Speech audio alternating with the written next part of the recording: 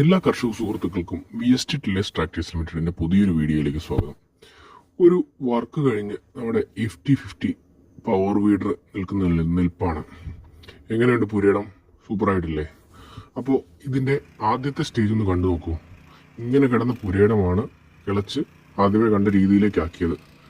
ഈ പുരയിടം ഏകദേശം ഒരു 15 സെന്റ് വരുന്നുണ്ട്. അത് കിളയ്ക്കാൻ ഏകദേശം നമുക്ക് 1 മണിക്കൂറിനടുത്തെടുത്തു. ചിലവായ പെട്രോള് 3/4 ലിറ്റർ അടുത്ത പെട്രോളാണ് ചിലവായത്.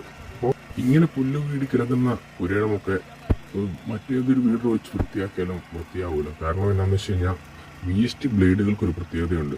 ജപ്പനീസ് ടെക്നോളജിയിൽ നിർമ്മിച്ചിരിക്കുന്ന VST കൊബാഷി ബ്ലേഡുകളിൽ വെച്ചിട്ടാണ് VST ഈ കിളയ്ക്കാൻ വേണ്ടിയിട്ട് ഉപയോഗിക്കുന്ന ഷാഫ്റ്റ് നിർമ്മിച്ചിരിക്കുന്നത്. അതുകൊണ്ട് തന്നെ പുല്ലും മണ്ണും മിക്സാക്കിയിരിക്കുന്ന കാര്യത്തിൽ VSTയുടെ വീഡറുകളെ കവച്ചു വയ്ക്കാൻ മറ്റു വീഡറുകൾ ഇന്ന് ഇന്ത്യയിലില്ല. അതോടൊപ്പം തന്നെ ഇതിൻ്റെ ഫീഡ്ബാക്ക് വീഡിയോ ഉടനെ ഇതിൻ്റെ ഓണറുടെ ഫീഡ്ബാക്ക് വീഡിയോ ഉടനെ അപ്ലോഡ് ചെയ്യുന്നുണ്ട്. കണ്ടു നോക്കൂ.